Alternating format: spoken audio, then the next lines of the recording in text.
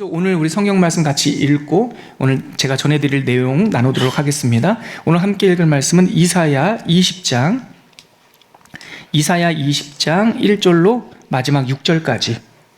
선지서 안에 이렇게 짧은 장이 하나 있어요. 이사야 20장 1절로 6절까지 찾으셨으면 다 함께 읽겠습니다. 시작. 아수르의 사르곤 왕이 다르단을 아스돗으로 보내매 그가 와서 아스돗을 쳐서 취하던 해니라. 그때에 여호와께서 아모스의 아들 이사야에게 말씀하여 이르시되 갈지어라. 내 허리에서 배를 끄르고 내 발에서 신을 벗을지니라 하시매 그가 그대로 하여 벗은 몸과 벗은 발로 다니니라.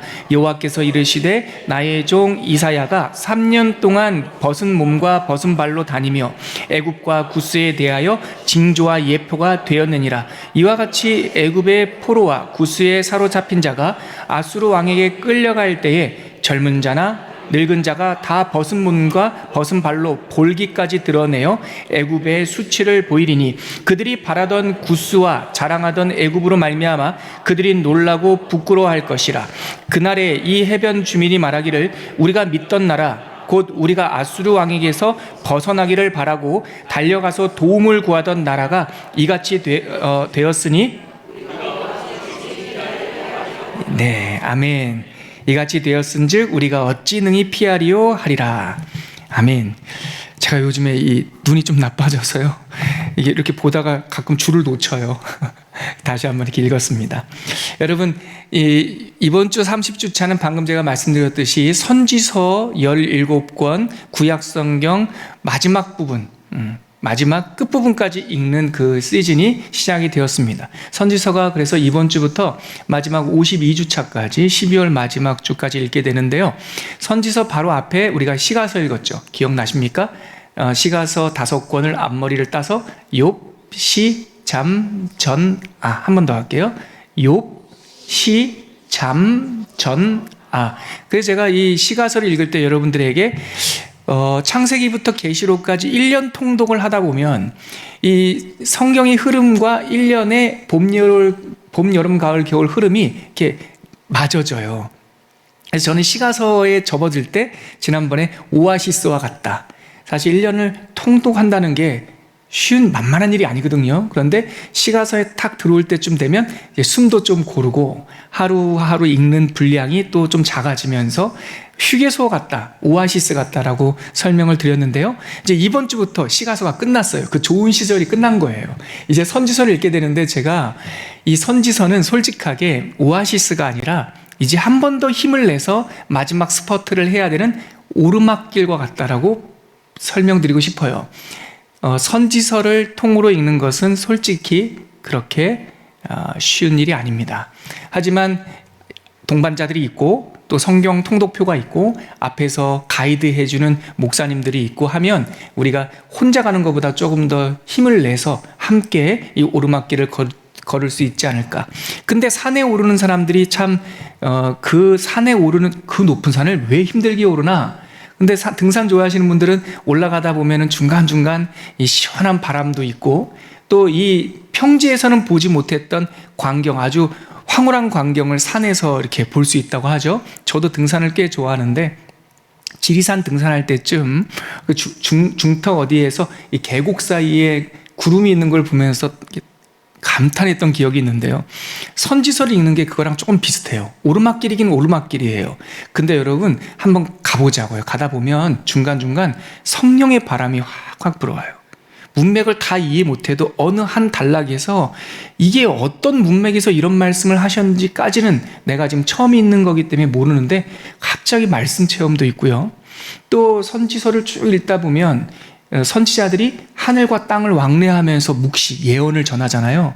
그러니까 어느 순간에 우리가 이 땅에서 먹고 입고 자고 시집가고 장가가고 이런 거에만 몰두해 있다가 이 선지서를 읽다 보면은 높은 고지에서 산 정상에서 이 구름 구름이 있는 아래를 보는 듯한 그런 새로운 시각을 갖게 돼요. 저는 우리 성도님들이 쉽지 않은 선지서 통독 기간이지만 이렇게 한 걸음 한 걸음 걸어가면서 성령의 체험이라든가 하나님의 이 말씀, 계시의 조망이 생기기를 기도하면서 같이 동행하겠습니다.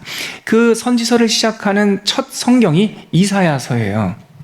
그래서 이 이사야서는 선지서, 다른 말로 예언서를 대표하는 종합 선물 세트와 같아요. 분량도 제일 많고요.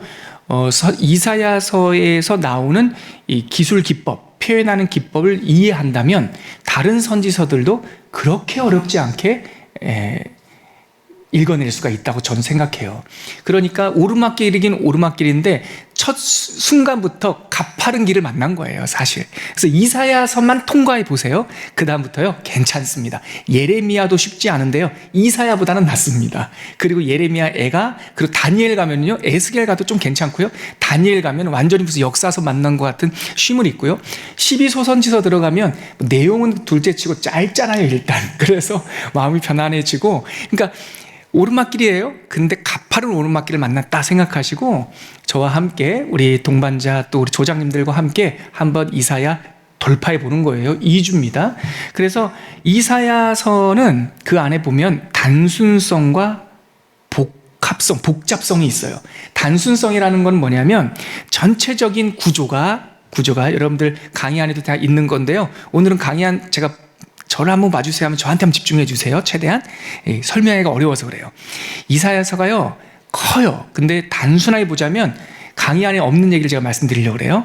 이사야 구조를 한번 봐야 되잖아요. 목차를 봐야 되잖아요. 가장 쉽게 이사야의 구조를 느낄 수 있는 것은 구약 신약처럼 나누는 거예요. 이사야가 66장으로 되어 있죠.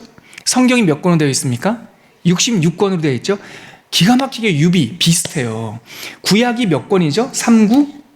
39권이에요. 신약은요? 27. 그래서 39 더하기 27에서 신구약이죠. 이사야서를 가장 쉽게 나누는 방법은 신구약처럼 나눠라. 그러니까 66장을 1장부터 36장까지를 구약, 40장부터 마지막 66장까지 27장을 신약이라고 보시면 돼요. 그래서 이것은 지나간 과거와, 그러니까 1장부터 39장까지는 지나간 과거와 이 땅에서 지지고 볶고 있던 하나님의 진단과 꾸중이에요.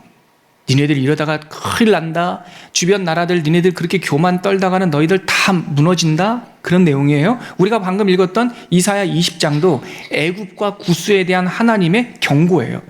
니네 그렇게 하다가는, 그렇게 잘난 척 하다가는 옷 싹 벗겨가지고 포로로 잡혀간다. 그 내용이죠. 그래서 1장부터 39장은 구약적인 성격, 지나간 일에 대한, 과거에 대한 꾸중, 진단이라고 한다면 40장, 즉 39장이 끝나고 이사야 40장부터 마지막 66장까지 27권은 미래에 대한 소망이에요. 신약적인 성격이 있어요. 근데 공교롭게도요, 39장이 끝나고 신약적인 성격이 희망과 위로와 격려, 이게 40장, 이사야 40장부터 시작되는데요, 40장에 기가 막히게 세례 요한 얘기가 나와요. 여러분, 신약 성경 구약과 신약을 이어주는 마지막 선지자이자 신약 시대를 여는 광야의 소리가 누굽니까? 세례 요한이죠. 그래서 세례 요한은 마지막 구약의 선지자라고 그래요. 그리고 신약을 열었던 첫 선지자, 길을 여는 사람이라고 했죠. 근데 정말 신비롭게도 39장이 끝나고 40장 시작되는 이사야, 그 장에 여러분 찾아보시겠습니까? 이사야 40장 한번 가보세요. 딱 신약 성경 분위기가 나요. 40장 1절 한번 같이 읽어볼게요. 이사야 40장 1절. 제가 강의 안에는 안 담아놨는데 감사합니다. 예, 자막도 한번 보시고요. 우리 40장 1절 같이 읽겠습니다. 시작. 너희의 하나님이 이르시되 너희는 위로하라. 내 백성을 위로하라. 너희는 예루살렘의 마음에 닿도록 말하여 그것에게 외치라. 그 노역의 때가 끝났고 죄악이 사함을 받았느니라. 여기까지요. 사죄 선언을 하고 있는 거예요. 39장까지는 이스라엘도 혼나고 남한국 유다도 혼나고 애굽, 에돔, 바벨론 다 혼나. 근데 40장 딱 들어가면 하나님께서 갑자기 위로하라. 내 백성을 위로하라. 노역의 슬픔의 때가 끝났고 그 죄가 사하여졌느니라. 완전히 신약적 분위기가 나면서, 자 3절 같이 가볼까요? 세례 요한에 대한 예언이 나와요. 3절 시작. 외치는 자의 소리여 이르되 너희는 광야에서 여호와의 길을 예비하라. 사막에서 우리 하나님의 대로를 평탄케 하라. 이거는 노목사 해석 아니죠. 마태복음에 세례 요한이 나올 때 이 말씀을 인용하면서 바로 광야에서 외치는 소리가 누구다? 세례 요한이다라는 말씀을 하시잖아요. 또 하나 기가 막힌 말씀이 있어요. 8절 6절부터 8절까지 그냥 쭉 읽어볼게요. 6절부터 40장 6절부터 시작.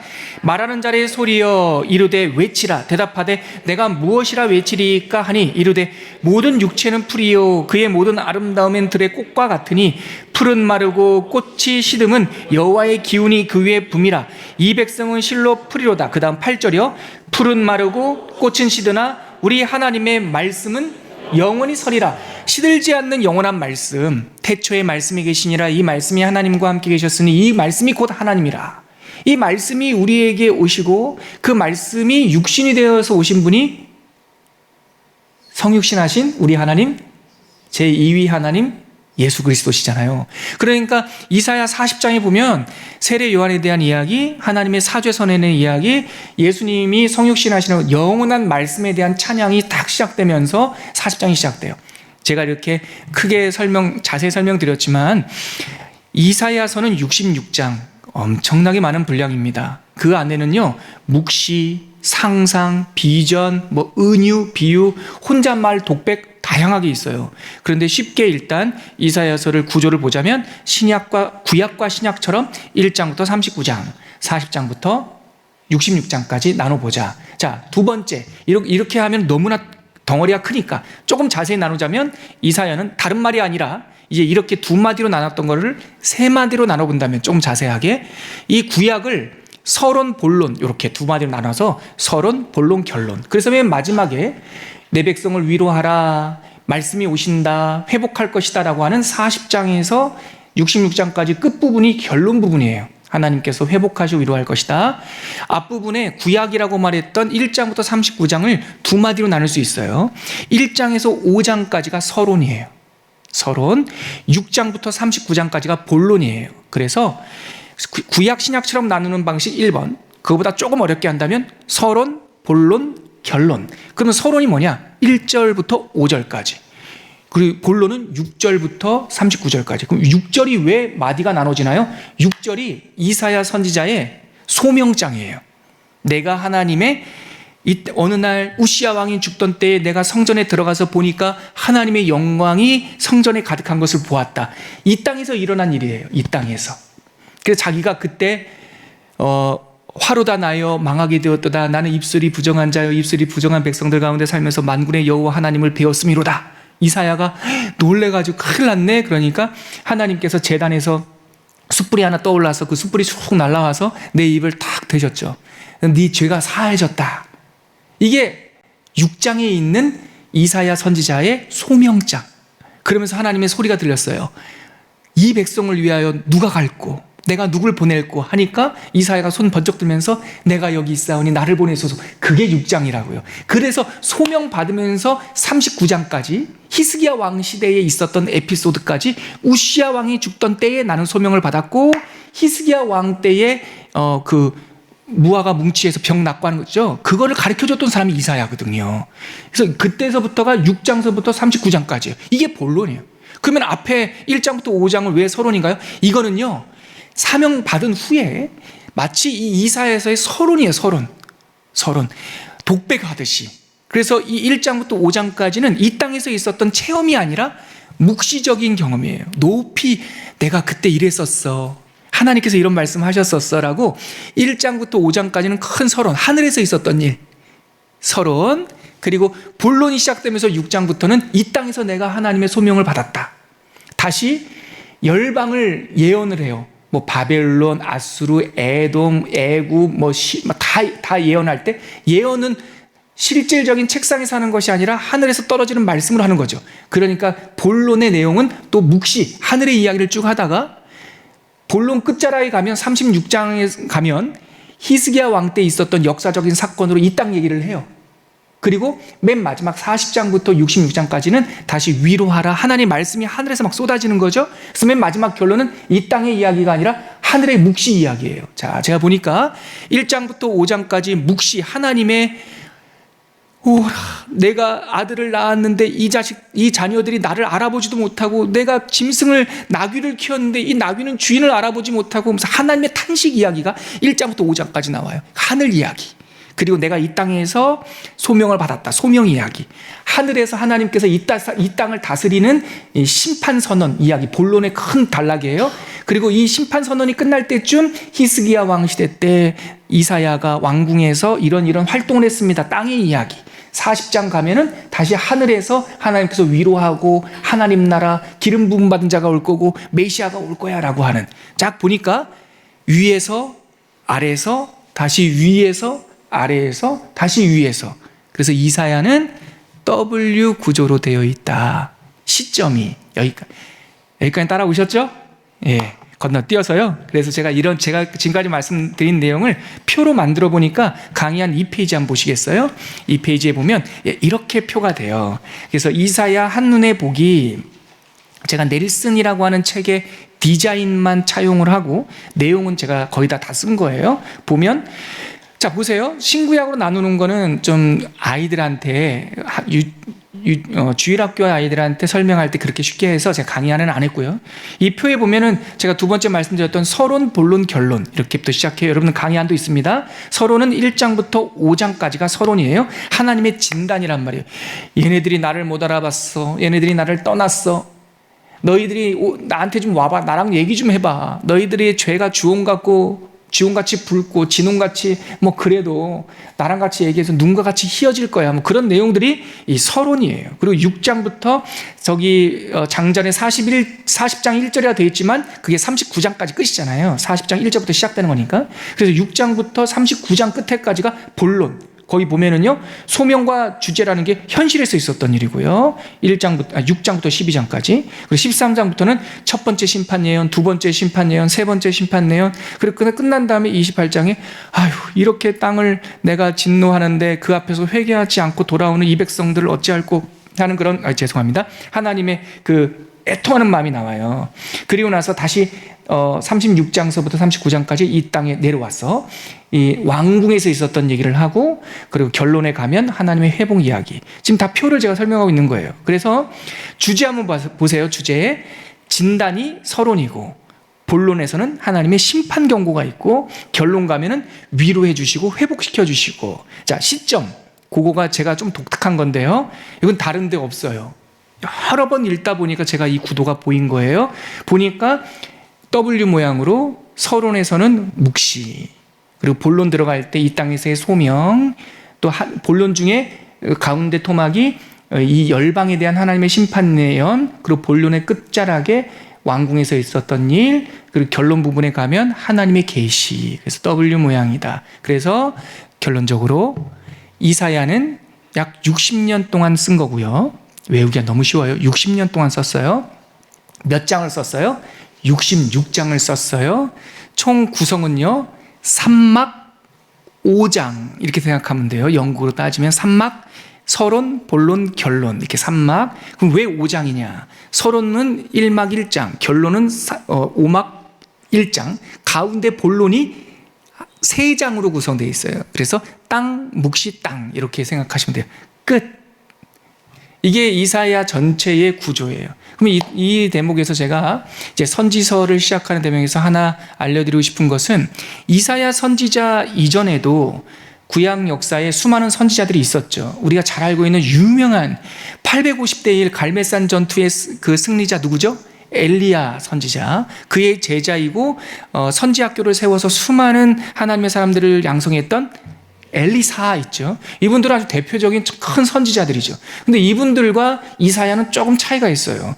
이 구약 성경에 등장했던 엘리야, 엘리사, 나단, 갓, 아비야 등등의 수많은 선지자들이 있는데, 이런 선지자들은 자기 이름으로 책을 안 썼어요.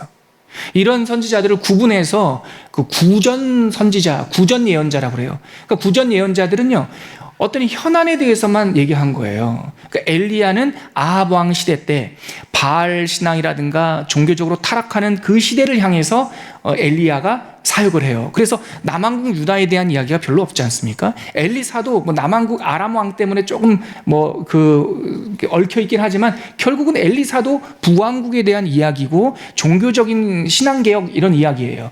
그래서 구전 예언자들은 한 시대에 한 현안에 대해서 하나님의 이렇게 쪽집게 그런 메시지예요. 그런데 이렇게 구전 예언자들이 있다가 이사야 때부터 갑자기 자기가 받은 말씀을 책으로 기록하는, 글자로 남기는 선지자들이 등장했는데 이 선지자들을 기록 선지자라고 그래요. 문서 예언자라고도 하고요. 기록 선지자라고도 하는데 제가 강의 안에는 혼동되실까봐 그냥 문서 예언자 이렇게 한글로 번역을 해놨고, 사실 그 영어 안에 보면은 그 기록 예언자거든요. 선지자들이거든요. 그래서 이분들은요, 자기가 받은 체험과 말씀을 글자로 다 기록했어요. 왜 기록했을까요? 이들에게 주신 말씀이 한 나라, 한 왕, 그리고 한 문제에 국한된 게 아니라는 거예요. 그래서 이 문서 예언자들에게 주신 말씀은 과거, 현재, 미래까지 향해요. 그래서 이사야 선지자가 그걸 다 보여주는데요. 이사야 선지자는요, 우리 마음속에 깊은 죄악, 원죄적인 요소까지 다 끄집어내요. 탐심, 그리고 다툼, 그래서 이사야서와 에스겔서에 보면 사탄의 유래를 유추할 수 있는 장면도 나와요. 너 찬란한 성 계명성이여, 네가 높은 자를 찬양하는 자리에 있더니 네가 높은 하나님의 자리를 탐하다가 땅에 떨어지고, 이런 것들이 에스겔서, 이사야서에 나와요. 그러니까 기록 선지자, 문서 예언자들은 먼 이야기부터 현재의 이야기부터 근본적인 치료를 할 수 있는 거는 단순히 회개하고 몇 명 종교개혁하는 게 아니라 결국은 우리를 구원하실 분이 오셔야 되거든요. 예수님의, 그러니까 메시아 예언까지 다뤄요. 그래서 이사야도 하나님의 구원이 필요하다, 근본적인 구원이 필요하다, 그래서 기록하기 시작한 거고요. 그 시대 진단하고 결국은 이 근본적인 구원을 누가 이루실 건가? 세순, 여자의 후손, 우리를 회복하실 기름 부음 받은 자. 여기 이 기름 부음 받은 자가 이사야서에 나오는데 거기서 나온 말이 메시아예요. 메시아라는 말 자체가 기름 부음 받은 자거든요. 그래서 미래의 예수님을 대망해요. 그러면 이사야 다음에 예레미야죠. 예레미야도 마찬가지예요. 예레미야도 평생에 걸쳐서 예언하지만 그 나라 남왕국이 멸망하는 장면을 보고 안타까워하는데 결국은 예레미야가 간청하는 것, 대망하는 것은 메시아의 오심, 그분의 오심이에요. 그리고 다니엘도 당연하죠. 에스겔 당연하죠. 에스겔은 포로로 잡혀가 있던 시대지만 거기서 환상을 보는데 요한계시록에서 보여주는 마지막 그 환상이 보이잖아요. 성전 모습이 에스겔한테도 보이고요. 다니엘을 말할 것도 없어요. 다니엘은 구약의 묵시록이라고 할 정도로 그 바사왕 시대에 포로 시대에 활동했지만 그 이후에 등장할 헬라 제국, 로마 제국 예언까지 다 나와 있고요. 로마 제국이 지난 다음에 나중에 구름 타고 오실 예수님 예언까지 다 나와 있어요. 예수님의 초림, 재림까지 다니엘은 다 나오거든요. 그러니까 이 기록 선지자들의 특징이 뭐냐? 현안, 작은 것이 아니라 그 시대와, 최소한 그 시대와 인간의 본성과 근본적인 문제를 다룬다. 그래서 이 기록 선지자가 총 몇 명이냐면 구약에 우리가 갖고 있는 성경에 16명이에요. 그래서 양을 많이 썼던, 그래서 흔히 대선지서가 위대해서가 아니라 양이 많다라는 뜻이에요. 그래서 이사야, 예레미야, 그리고 에스겔, 다니엘, 이 4명을 대선지서라고 하는데 그 사이에 예레미야 애가라고 하는 5장짜리 짧은 예레미야의 눈물의 서신이 끼어 있어서 대선지서 하면은 5권, 그냥 예레미야 애가까지 포함해서 이사야, 예레미야, 애가, 에스겔, 다니엘 순서대로예요. 시간 순서대로. 그리고 호세아부터 말라기까지 분량이 작은 12명의 선지서가, 12명의 소선지자들이 있죠. 이분들은 키가 작아서 소선지사가 아니라 분량이 작아서, 그래서 이 뒷부분에 있는 12소선지서를 12소선지서라고 불러요. 그리고 이 선지서의 맨 마지막 말라기가 딱 끝나면서 구약의 역사가 끝나고 중간기 400년 동안의 중간기 침묵기가 있다가 갑자기 광야에서 세례 요한이 탁 등장하면서 예수님이 오시죠. 그래서 우리는 이렇게 생각하시면 돼요. 기록 선지자가 등장하기 시작했다. 이번 주부터 드디어 그분들을 만나는 거예요. 성경은 총 몇 권? 17권. 예레미야, 애가까지 합쳐서. 선지자는 총 몇 명? 기록 선지자. 우리가 알고 있는 기록 선지자. 자기 이름으로 성경을 갖고 있는 기록 선지자 총 몇 명? 16명. 그러니까 17권에서 예레미야, 애가 하나만 빼주면 16명이 등장하고요. 드디어 이번 주부터 읽기 시작하는 거죠. 제가 바로 그 얘기를 하고 싶은 거예요. 그래서 결국은 기록 선지자들이 말하고자 하는 주제는 하나다. 우리에게 구원이 필요합니다. 이 땅은 단순히 좀 착한 일을 하고 단순히 성전 무너진 거 좀 고치고 아람이나 바벨론과 싸워서 이기는 것으로 구원을 얻지 않습니다. 우리에게는 근본적인 구세주가 필요하니 우리는 그 구세주를 대망합니다. 이게 기록 선지서의 전체적인 주제예요. 그러면 그 구원을 누가 이룰 것인가? 성경은 답을 명확하게 얘기해요. 한 분이 오실 것이다. 여자의 후손이 오실 것이다. 그분이 하나님이시고 그분은 그루터기와 같고 새순과 같아서 그들이 무너진 다윗의 장막을 일으킬 것이다 라고 하는 그분의 구원이라고 하는 주제를 이루실 그 주인공을 기다리는 것이 이 모든 선지서의 주제다. 이렇게 이해하시면 크게 틀림이 없습니다. 이 주제에 대해서 예수님도 스스로 설교를 해주셨어요. 여러분들 강의 한 3페이지에 보면 제가 세 구절을 뽑아갖고 왔는데요. 그렇다면 제가 그 부분을 읽어볼게요. 그렇다면 온 인류의 오래된 문제, 이 원죄를 해결할 수 있는 그 해답이자 모든 선지자들이 예언하고 대망했던 그분은 누구입니까? 여자의 후손 그분은 누구입니까? 바로 예수 그리스도입니다. 예수님께서는 부활 후에 자신에 대한 성경의 예언을 이렇게 직접 설교하고 설명하셨어요. 먼저 누가복음 24장 27절 같이 보시면서 읽을게요. 시작. 이에 모세와 선지자의 글로 시작하여 모든 성경에 쓴 바 자기에 관한 것을 자세히 설명하시니라. 엠마오로 가는 그 제자와 또한 부활 후 만난 제자들에게 예수님께서 40일 동안 우리와 함께 계셨어요. 이 땅에 승천하시기 전에. 그 40일 동안 뭘 하셨냐? 성경을 풀어주셨어요.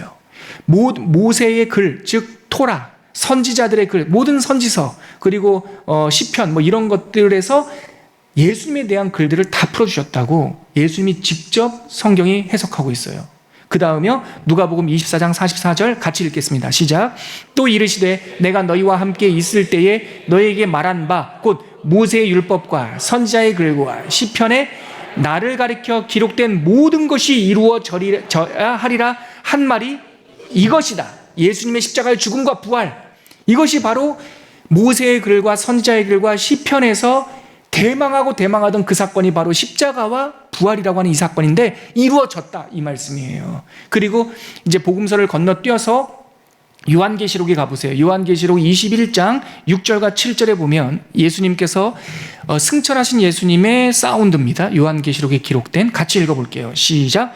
또 내게 말씀하시되 다 이루었도다. 나는 알파와 오메가요 처음과 마지막이라. 내가 생명수 생물을 목마른 자에게 값없이 주리니 이기는 자는 이것들을 상속으로 받으리라. 나는 그의 하나님이 되고 그는 내 아들이 되리라. 네, 전화 왔어요. 받아주세요. 네. 나는 그의 하나님이 되고 그는 내 백성이 되리라. 이것이 바로 예레미야에서 계속 말하는 거예요. 너희들이 내 백성이 될 것이다. 또 이사야, 이제 행동 설교 제가 하겠지만 이사야 첫째 아들의 이름이 뭐냐면 스알야숲이에요. 스알야숲. 남은 자가 돌아오리라. 남은 자가 돌아올 것이다. 내 백성이 되리라 라고 하는 그 내용이 요한계시록에 가면 이루어지는 거예요. 자, 이것이 바로 선지서의 큰 줄기다. 이것을 놓치면 여러분 다시 말씀드릴게요. 겁주는 게 아니라 선지서는 읽기가 만만치 않아요. 그래서 환상도 있고 묵시도 있고 비유도 있고, 그래서 이게 하늘에서 하시는 소리인지 땅에서 하는 소리인지 헷갈릴 때가 있어요. 괜찮아요. 그거 다 구분하면서 어떻게 처음 통독하시는 분들이 어떻게 그걸 다 나눌 수 있겠어요. 그런데 하나만 붙잡고 있으면 그 헨젤과 그레텔이 숲속에 들어갔을 때 그 길잡이가 필요했던 것처럼 하나만 잡으면 길을 잃어버리지 않을 수 있는데, 바로 모든 선지서는 예수님에 대한 예언이다. 구원에 대한 이야기다. 그러므로 경고를 하더라도 치유하기 위한 경고이고, 우리의 깊은 이 상처를 들춰내는 것도 우리를 괴롭히려고 하는 것이 아니라 이 상처를 치유할 수 있는 하나님의 방법이다. 결국은 예수님에 대한 대망이 선서다라는 것을 숙지하시면 될 것 같아요. 여러분, 그래서 제가 이제 이사야서를 2주 읽을 텐데 읽다 보면 중간에 길 잃어버리면 큰일 나니까 이 강의 안에 4페이지, 5페이지 만들어 드린 게 목차예요. 목차. 여러분들이 이사야서를 읽으실 때 어디쯤 가고 있을까? 힘드실 때 이 목차를 보시라. 그것도 목차도 어렵게 만들면 그냥 보는 순간 2페이지니까 힘드시잖아요. 근데 잘 보면은 이게 원칙이 있어요. 3막 5장이라고 그랬죠? 서론, 본론, 결론, 그리고 본론이 3장이 있다고 그랬죠? 각 장마다 4개씩 제가 딱딱 끊어놨어요. 그래서 서론도 1, 2, 3, 4, 본론 1도 1, 2, 3, 4, 본론 2도 1, 2, 3, 4, 본론 3도 1, 2, 3, 4, 결론도 1, 2, 3, 4. 보세요. 맞죠? 지금 중간에 본론에 내용이 많은 것은 뭐 첫 번째 연속 심판 그러면 바벨론, 블레셋, 모압, 뭐 애굽 막 이렇게 제가 적어는 놨지만 그렇게 회색으로 흐리게 해놓은 거 빼놓으면 서론, 그러니까 5장에 각 장별로 다 4개 다 해놨으니까 이것은 성경 연구를 위한 것이 아니라 우리 사랑하는 성도님들이 성경 통독하실 때 좀 길 잃지 말고 이렇게 더듬으면서 가시면 좋겠다 해서 만들어 놓은 거니까요. 참고만 하시면 될 것 같습니다. 끝으로 여러분, 제가 설교 원고 2페이지 만들어 놨는데요. 2마디만 할게요. 오늘 읽었던 20장이 문서 예언자들 중에 예언자들의 메시지의 독특한 포인트에 뭐냐면 문서 예언자들 이사야, 예레미야, 다니엘들은 이런 사람들은요. 다니엘은 좀 특수하긴 하지만 이분들의 주요 사명이 말씀을 전하는 일이에요. 요즘으로 말하면 설교자였어요. 그래서 행동 설교는 많지 않아요. 여러분, 그래서 엘리사 사건이 많아요. 엘리사를 통해서 해주신 거는 왕에게 기름을 붓고 아람 왕에게 기름 붓고 또 막 갈멜산 전투에 가서 850대 1로 막 싸우고, 그리고 엘리사 보세요. 기적이 20개예요. 못 먹는 물을 정화시켜주고 보리떡 5개로 선지 생도들을 먹이고.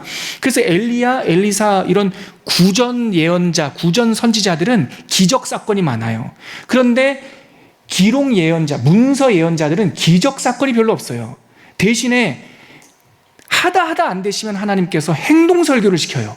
설교를 하고 안 들으면 앞에서 행동으로 보여주는데 그 행동 설교가 행동이 한 16명 전체 다 합쳐서 한 30개 돼요. 그 중에 절반이 누구한테 어디에 기록되어 있냐면 예레미야에 기록되어 있어요. 그래서 예레미야 들어가면 제가 다시 한번 이 부분 하고요. 오늘은 이제 이사야서의 내용을 다 설명할 수 없고 그 여러분들이 통독으로 충분히 하실 수 있고, 제가 오늘 이 시간에 하나 말씀드리고 싶은 것은 이사야가 말씀을 그렇게 오랫동안 전했는데 60년간 전했는데 그에게 있어서 3가지 들어도 못 듣는 거 행동으로 보여주시는 설교가 있었다. 3가지. 첫째, 2가지는 아들 이름이에요. 첫째가 장자를 낳을 때 그 이름을 스알야숫이라고 하는 이름을 지었는데 이건 이런 이름 없어요. 처음이 하나. 다른 데서는 쓰지 않아요. 근데 그 이름의 뜻이 뭐냐면 아까도 말씀드렸듯이 남은 자가 돌아올 것이다 라고 하는 희망의 메시지를 주셔요. 2번째 아들 이사야 8장에 나오는데요. 마헬 살랄 하스바스인데 이름도 우리나라 성경으로는 그런 이름처럼 붙어라도 있지. 히브리 성경을 보면요. 마헬 살랄 하스바스 4마디예요. 이름이 4개예요. 4개. 4개를 다 붙여가지고 이름을 만들어놨어요. 이 이름의 뜻이 뭐냐면 전쟁과 노략이 속히 올 것이다.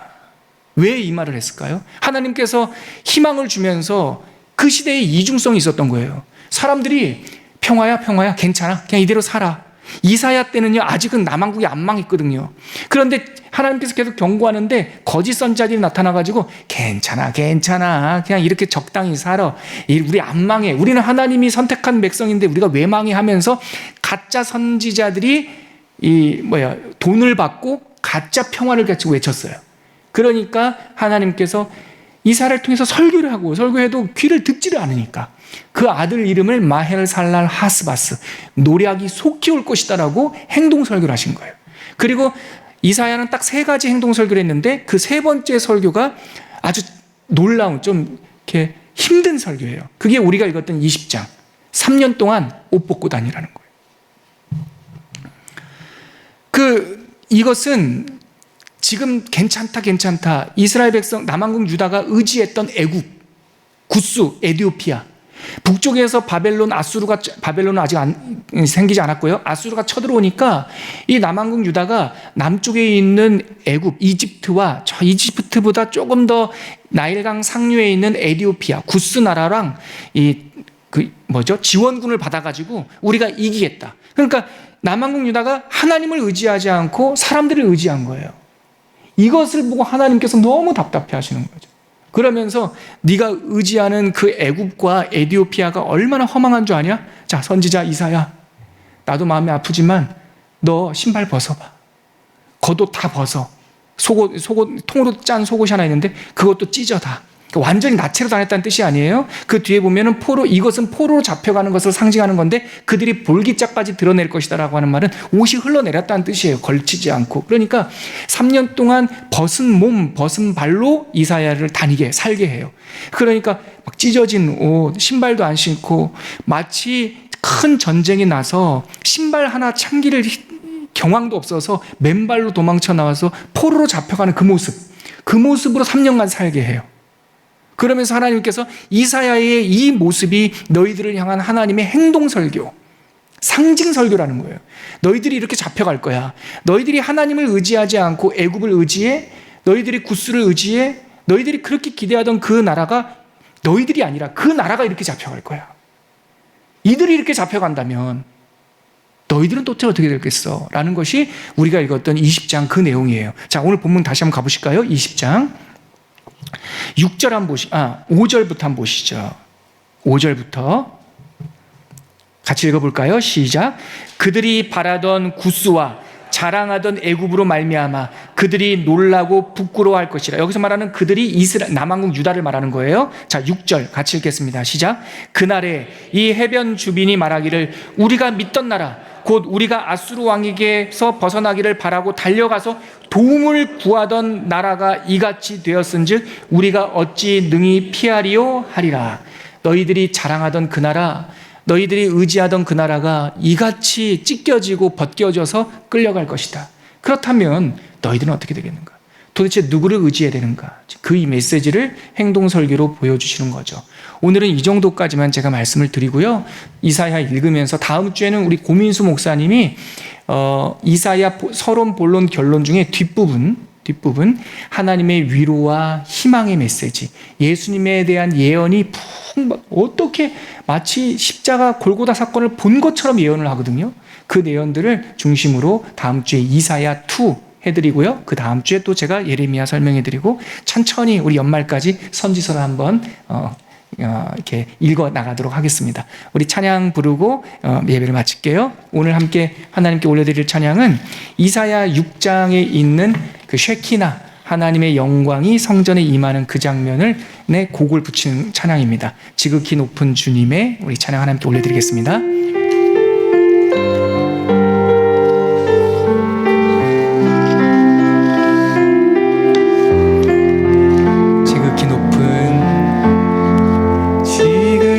높은 주님의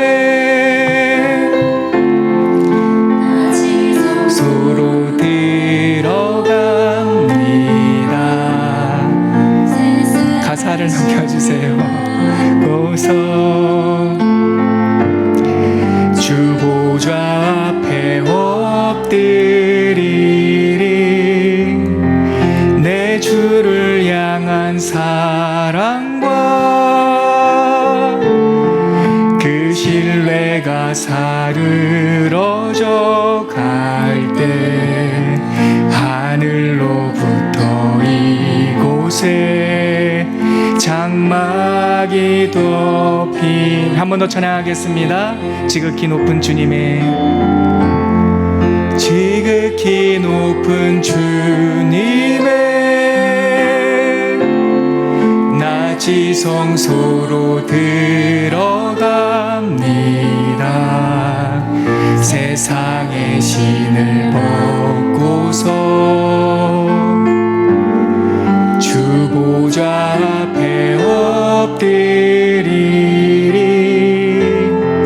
내 주를 향한 사랑과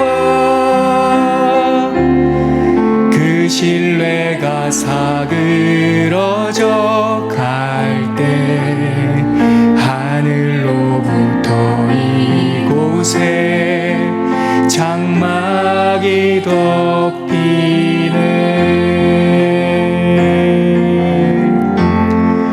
이곳을 덮으소서. 이곳을 비추소서. 내 안에 무너졌던 모든 소망 다 회복하리니.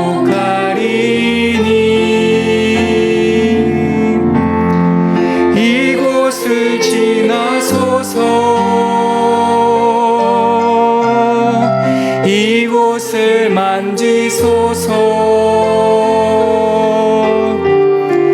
내 안에 죽어가는 모든 예배 다 살아나. 이곳을 덮으소서. 이곳을 덮으소서. 이곳을 비추소서.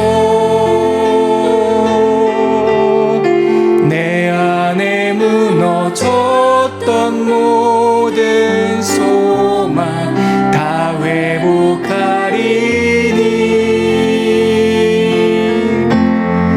이곳을 지나소서. 이곳을 만지소서. 내 안에 죽어가던 모든 예배 다 살아나리라.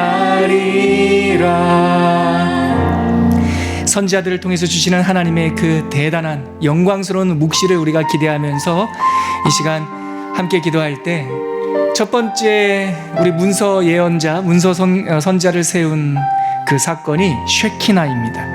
하나님의 영광이 성전에 가득하다.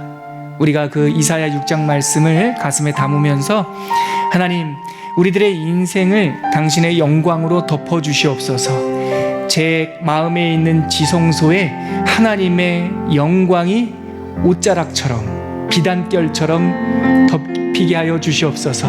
그리하여 나의 예배가 살아나고 나의 감춰졌던 모든 것들이 주님의 그 빛과 진리로 치유받게 하여 주시옵소서. 그렇게 소원하면서 한번 기도하겠습니다. 하나님 아버지, 은혜 감사합니다. 하나님께서 이제 우리에게 선지서를 허락하여 주시고 하나님의 그 놀랍고 광대한 하나님의 세계의 이야기를 들려주시니 우리가 소망하며 하나님의 말씀 안으로 들어갑니다. 하나님, 우리에게 지혜와 명철을 허락하여 주시옵시고 우리들의 삶을 덮어주시고 우리들의 영혼을 덮어주시어서 하나님과 늘 동행하며 하나님의 세상을 이기시고 우리를 구원하시는 하나님의 광대한 계획에 함께 공명될 수 있도록 우리를 이끌어 주시옵소서. 우리를 하나님의 품 안에 품어 주시옵소서. 하나님 아버지, 놀라우신 하나님의 말씀의 지성소 안으로 들어갑니다. 우리가 깨닫는 것이 둔하지만 성령께서 하시면 충분한 은혜를 우리에게 주실 줄 믿습니다. 우리에게 성실함을 허락하여 주시고 사모함을 허락하여 주셔서 말씀과 함께 동행하는 연말 우리 하반기가 될 수 있도록 은혜 내려 주시옵소서. 함께 하시고 지켜주실 줄 믿사오며 예수님의 이름으로 기도합니다.